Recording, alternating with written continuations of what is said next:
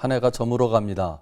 한국교회엔 2022년 한 해가 심각한 지표들을 마주해야 하는 아주 혹독한 시간이었습니다. 성장에 익숙한 한국교회의 교인 수 감소는 아주 낯선 것이었습니다. 이것보다 더 아팠던 것은 바닥을 모르는 신뢰도 추락과 어그러진 교회의 모습을 마주하는 것이었습니다. 여기서 한 가지 중요한 질문이 있습니다. 이런 현상을 겪으면서 한국교회는 더 단단해질 수 있을까 하는 질문입니다. 그동안 한국교회가 겪은 갖가지 부정 경험이 부디 한국교회가 새롭게 변화되는 토양이 되기를 기대해 봅니다. 무엇보다 우선 한국교회 성적표에 대한 정확한 읽기가 필요합니다.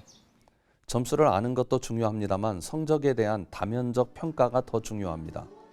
온정적 읽기가 아니라 냉정한 읽기를 통해서 비관적인 성적표를 하나님의 또 하나의 음성으로 받아낼 수 있어야 합니다. 다행스러운 것은 이런 비관적인 상황 속에서 다양한 시도들이 이루어지고 있다는 점입니다. 신학적 해석이 다양해지고 있습니다. 이를 기반으로 두는 목회적인 다양성도 나타나고 있습니다. 교단마다 제도적 보완도 이루어지고 있습니다. 중요한 것은 이런 시도들에 대한 세 가지 관점을 놓치지 않는 것입니다. 먼저는 대안적 시도들이 건강한 흐름을 가지도록 지원을 아끼지 말아야 합니다. 다양한 시도를 한 개인의 것으로 인식해서는 안 됩니다. 교회의 이름으로 이루어지는 모든 것은 이미 한 개인의 차원을 넘어선 것입니다.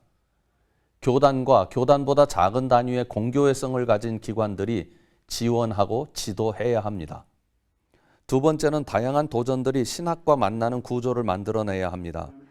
다양한 시도를 하는 목회 현장은 신학의 자리이기도 합니다. 다양한 도전을 하는 목회자들이 오히려 신학자들의 개입을 요청해야 합니다. 목회와 신학의 적극적인 대화가 필요합니다. 신학자들 또한 목회 현장에 대한 분석적 능력을 위한 연구가 필요합니다. 자칫 신학자가 아닌 가르치려는 선생님처럼 목회자에게 접근하는 경향이 나타날 수 있습니다. 협업의 인식이 필요합니다. 어느 때보다 목회자 그리고 목회 현장과 신학과의 협업이 필요합니다. 현장 없는 신학, 신학 없는 현장이 더는 존재해서는 안 됩니다. 목회자와 신학자가 나란히 앉아 목회 현장에서의 협업을 설명하는 그림을 상상해 봅니다.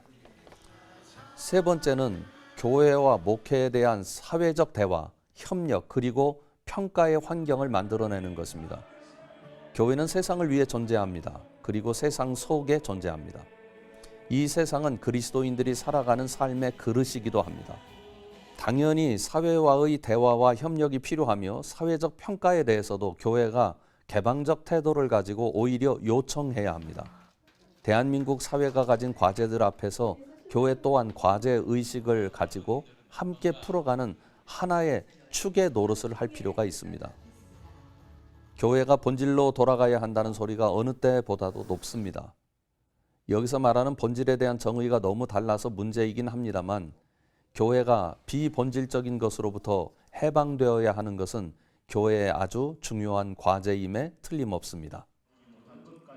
어떤 면에서는 지금까지 본질로 여겼던 것이 비본질적인 것이었을 수도 있습니다.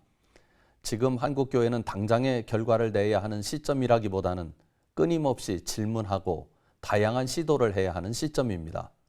이런 과정이 긍정적으로 이루어지는 2023년이 되길 기대해 봅니다.